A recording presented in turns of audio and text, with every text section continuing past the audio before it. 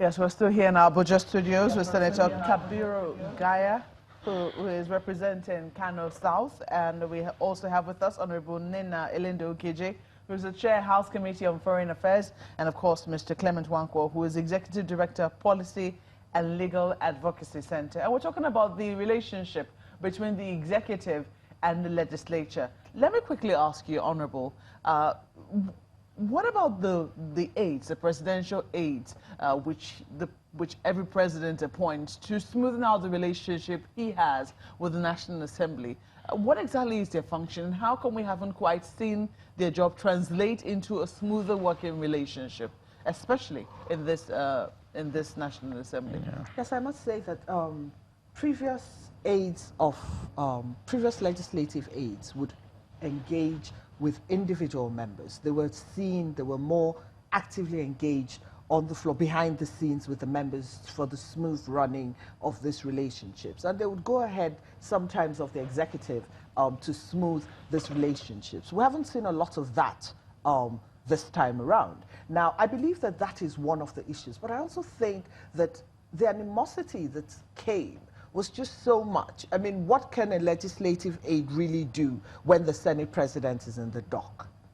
What can a legislative aide really do when we have masked men around the National Assembly? What, you know, and there's certain things. And I believe that the legislature is it's an across-the-aisle legislature with people from different political parties. But I found that at the beginning of this session, and you asked a very interesting question, that this is not the first time that the leadership of the National Assembly has been thrown up by popularity on the ground as against what the executive arm of government wanted. And this happened with Aminu Waziri Tambuwal. And it was very contentious at the beginning. But you found that as the tenure wore on, that there was a smoothing of relationships, almost to the extent that Tambuwal became the executive's speaker. I mean, he was working very closely with the executive to ensure that there was not as much friction in the legislature. So I think that it also has quite something to do with the personalities of both the people in the executive and the people in the legislature. Yeah. Now, this is not trying to cast aspersions on anybody, but the PDP had been in power for long enough. And so I think they did have the posture of trying to dig in.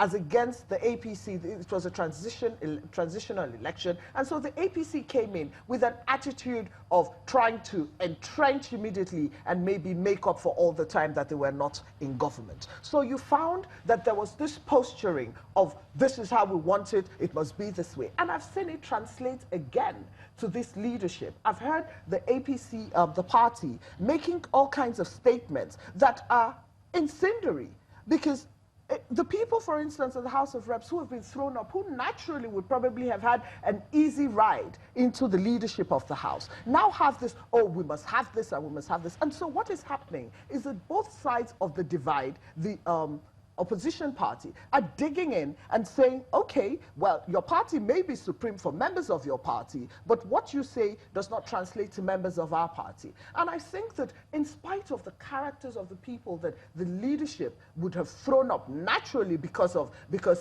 their competence and because of their experience, when the political party starts to say that we shall not be, by their statements, start to declare that they shall not be subject to the dictates of the Constitution, which says that Section 51, as I said, that from amongst themselves, they shall choose their leadership, and you start to give the impression that you have absolutely no respect for the Constitution by that statement, giving the impression that you are over and above the Constitution, then you start to find that the friction has already started from here, which made me very excited that Mr. President said what he said yesterday. But I think that as the way forward, having said that, he should also transcend and speak to the party and say to them that, you know, government is impressions, okay?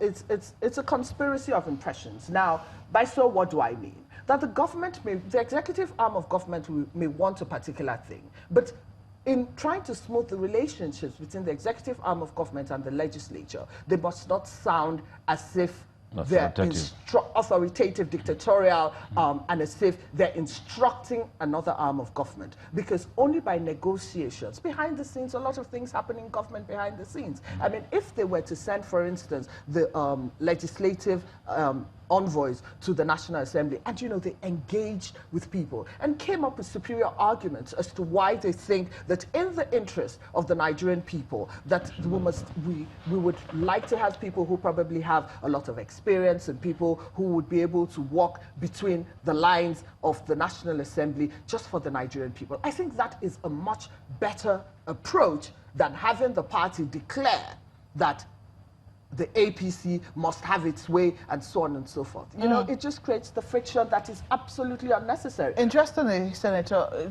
Gabiru Gaya seems to be in agreement with you. Is that right? Not in some areas. But okay, so we will come to because when it comes to accuse my party, I will not agree. She's from the opposition party. Yes, sir. But let me say it clearly. Let's not say it clearly. You know, there are many ways to a solution, to get a solution to a problem. And maybe the system the party tried in putting up names of social parties, when we're about 2, 3 more candidates. Maybe that's where the problem is, but there must be a way out. And now we're trying to resolve these problems and be able to move forward. The party should be able to advise who they think would want to have there. That's going into one area, which, well, I know that eventually, this time, we'll definitely touch on it. But let's quickly go to Lagos and take questions from my colleagues.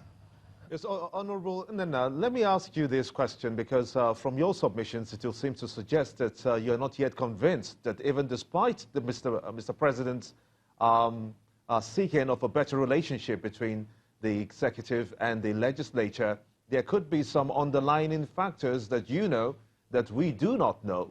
But in that regard, what do you think could be the major constraints, even though we're having a 9th assembly in a couple of weeks from now? Okay, what do you want? It was breaking up.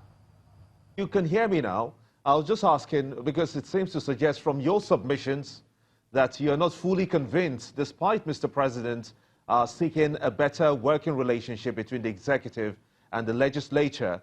Perhaps you know some things that lurks beneath that we don't. What are the major constraints do you see? Up again. What do you hear? Well, he said something about major constraints in the relationship between the executive and the legislature. I sincerely hope I'm capturing the question right, because I'm also having challenges as well. I think the major constraint is when there are too many interests in trying to put a leader in that in the leadership of the National Assembly. The party should also be, just like she said, in some areas I agree with her. She had an experience, has been in the House of Reps for too many years. Not more than you, Your Excellency. Well, so she had the experience. Maybe what the party should have done earlier is to invite those who had interest in the leadership, maybe 3 or 4 of them, because they have agreed that they have zoned to North East. Maybe they should have invited all these aspirants and then resolve within themselves before they come to the floor. But it just came in like a bombshell. They have their own reasons, because initially those same candidates tried last Senate, the 8th Senate, early 8th Senate for leadership. So maybe they felt that, well, it's better they should be compensated because they tried them last time, they couldn't yet, and they have learned more, they are more experienced now, let's try them again. So everybody have different approach to solving a problem. So therefore, I believe that that was part of the problem on this issue of the part of the relationship between the National Assembly and the Senate, and the executive. But the party also need to intervene in a better form than what they are doing now. But I think we are trying to get over it. Let me come to something which is quite unspoken, but which has been insinuated. Yeah. And if you ask me which quarters, I most likely would say I don't know the quarters, but it's been in the air about, one of the reasons why this executive has a relationship that is maybe not so good with the National Assembly is because Ghana Mosgos are not making their ways in and out of the National Assembly. I don't know. No, I don't. I think I will cut. Just a moment. I don't know if you have heard this. Here and there, but is it I think there are presumptions. Is it anywhere in the air? There are presumptions in the public space. I don't think that's what it is. But if that's a presumption, those presumptions are wrong. The bigger issue is that every government that comes into office must have what you want the National Assembly to do to help you achieve your reform agenda. Yeah.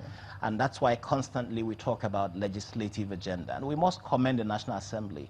Since the 7th Assembly, they have been able to write up and pursue the legislative agenda that they draw up. The question to ask is of the executive, do you have a legislative agenda? And as long as the executive has no legislative agenda to match the legislative agenda, then for so long will the issue not be about the substance of what you want the National Assembly to help you accomplish. Now, if you are president, and I've said this repeatedly, if you are president, you must appoint an attorney general who understands what you want to reform. Every country in the world is on an unending search for reform of its laws. The United States, the United Kingdom, all of these countries every day are proposing new legislation to deal with emerging issues. This president has the record of refusing assent to the most bills of any president this country has seen in this democracy. No, I think if I may come in. No, please, let me finish. No, let him finish, please. Okay. You then must put it and ask yourself why this is so. President Obasanjo had reform bills which he put forward to the National Assembly, and we have seen the effect of those bills that remain today, whether it is the extractive industry bill, the procurement bill. The FOI was a private bill, but it was taken during that period. All of these bills were bills that were part of legislative agenda of the executive. And as long as the executive does not even know what it wants to do legislatively, then for so long will you then have a challenge understanding that the substance of what you need to deal with in dealing with the legislature is really about what the people want, the reforms that people want. Today, we have not been able to reform the police bill since 1943. But the Senate just did something on it. Yes, the House has to do so as well. That hasn't happened. The President has to send to it. That hasn't happened. Well, but the process we do not have the Companies and Allied Matters Act assented to, CAMA. It's been there for how many years? You have several such laws that you even see pounds and shillings in our laws. These were laws made pre-1960. Some of these laws date back to the 1800s. So you really have to have an executive that says to itself, my purpose is to achieve these reforms. And the Attorney General, the Minister of Justice, can you engage with the National Assembly on the basis of achieving reforms? And that's where the Senior Special Assistant on National Assembly matters becomes important, because his business then is about doing the rounds with the legislators to say, how soon can this bill pass? We don't want bills that stay 4 years. Look at the Electoral Act. It wasn't even an executive proposition. It was a legislative proposition. And it spent 4 years in the National Assembly. It didn't pass as we speak. You have the Petroleum Industries Governance Bill. The executive did not propose it. It was proposed by the members. They reintroduced it. Now, this is one of the key, most important sectors of development. What is the reform you are bringing there? The opaqueness of that sector remains a major challenge for our national development. So you really have to have the executive, and I hope and pray that this government, as it comes into power on May 29th when it is inaugurated, says to itself, we have to have a legislative agenda to work with the Ninth National Assembly. Then it wouldn't matter who is Senate President, it wouldn't matter who is Speaker, because the business of reform is what the executive pursues with the legislature. But I don't want to dismiss, I don't know if you're going to dismiss these allegations. That is because, you know, members of the National Assembly were not bribed. That's the reason why, that's part of the reason why we see this friction between the executive and the National Assembly. Does it have any water? Does it hold any water? No, not at all. Because, you see, we are trying to get a pre-corrupt country and start with the National Assembly. You know, in those days, I remember, Ghana must go flies into the National Assembly when you are bringing names of ministers, when you are bringing your bill, the budget, and so on and so on. But for the last 4 years, Since Buhari came, I don't think I've seen anything Ghana must go in because of ministerial appointees or of bringing the budget. So we're trying to clean the system. So it's not really easy. And that's why I find that you have this kind of problems. I know it's expensive how to run the legislative job in the National Assembly. It's not easy, but the issue of passing Ghana must go around it boils down to corruption. And we have to be able to continue fighting corruption at any level, whether at the National Assembly level, the one of government, which is National Assembly legislature, or the judiciary, or even the executive. So in your estimation, did that contribute to the friction that happened, or that? No, I think not give Ghana must go. It shouldn't create the frictions. Because at least we did. Did it add to it? Maybe it did not create the friction. But it didn't. I don't think add to it because we did the job. They brought ministerial names. We approved the ministers. We approved the budget. The only problem we had, as I told you earlier, was at the end of this this legislative term, because you found that in the last 8-12 years, after 3 years of being in the executive and the leadership, so in the National Assembly, there's issue of party elections, and therefore at that time you can see a lot of things going up here and there, people decamping from one party to another. In the last Senate, the 7th Senate, we were able to give birth to APC, which is a major party, and we started from the Senate. So members in the other opposition parties decided we should work together as a team and come up with a new party. And the same thing now toward the end of these elections, you find that people have been decamping from one place to another. So that is entirely different on that terms of stability. But really the issue of bringing Ghana must go into National Assembly has been reduced drastically, and I believe it helped us to work hard.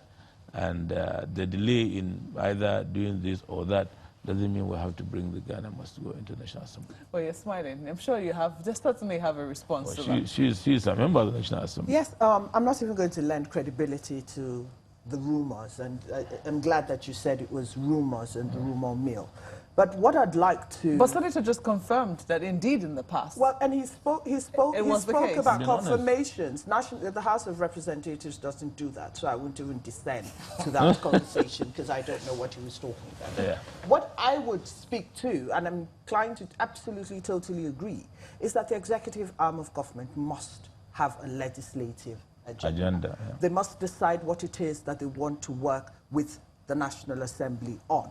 And I think that, you know, sitting in this chair, I think that one of the conversations that we must have, and Mr. President spoke about poverty alleviation, I think that if the executive arm of government was to drop a legislative agenda that spoke to population control, human resource development, education, they spoke to the petroleum industry bill, the extractive industries bills, I think that if the executive arm of government had that legislative agenda, then all we would be seeking would be people in leadership who had the requisite experience, intellect, and understanding of the legislature to be able to drive that legislative agenda in the interest of Nigerians. I believe that, you know, when you speak about the Ghana must goes and the conversations everywhere in the world, the National Assembly and representatives are the most hated people amongst the people because we're the closest to the people, and naturally people reverence too little what they know too much of. And so there's so many stories that are going to come, and of course the conversations about the Ghana must goes.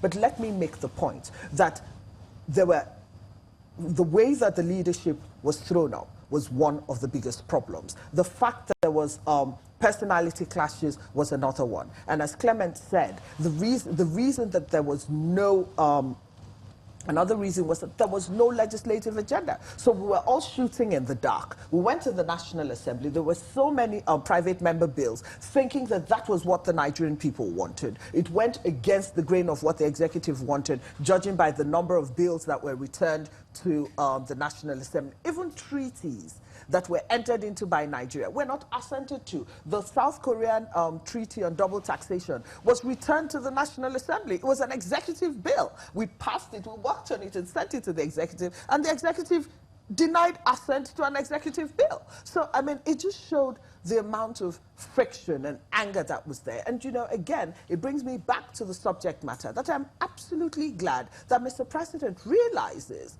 that, you know, for this country, because Nigeria, if you listen to the statistics about Nigeria, they're very damning, they're very dire, they're very dark, and they're very depressing. And I think that it is time for us to subsume party affiliations. It is time for us to subsume personality. It is time for us to subsume ego and start to work in the interest of the Nigerian people. I think that is the most important thing. And the first way to start is to sit down, as he said, with an Attorney General that understands the role of the National Assembly, comes up with a legislative agenda, and is willing to work with the National Assembly in the interest of the Nigerian people. We don't have any time. Can I ask then, there's this, you know, you have all talked about the emergence of the National Assembly, of this National Assembly, of the 8th National Assembly, as being the genesis of the friction that was experienced between the executive and legislature. And you also made reference to the Senate President sitting in the dock.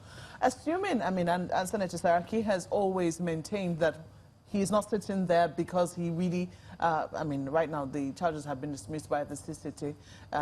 There was no merit to any of the cases brought against him, that he was sitting there because of political reasons.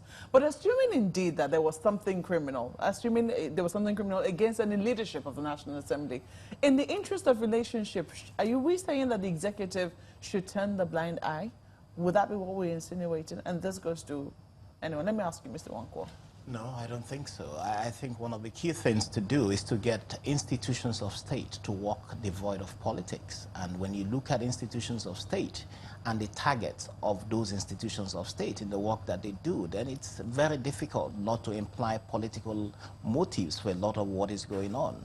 So I think that when you look at the timing, when you look at the environment, when you look at who are the constant targets of these institutions of state, whether it is the CCT or indeed any other institution of state, you cannot but wonder why those are the targets, especially if the targets are members of the opposition.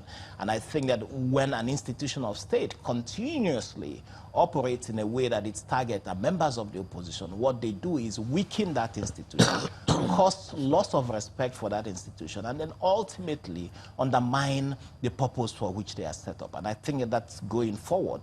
These institutions must take this into account.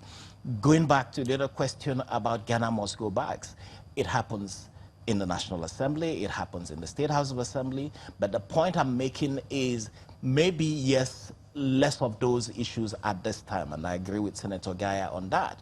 But you must also understand that in advanced legislatures, you have what you call lobbyists, and lobbyists could be private individuals who are pursuing the goal of ensuring that bills are passed. And those bills could be bills that address interest groups.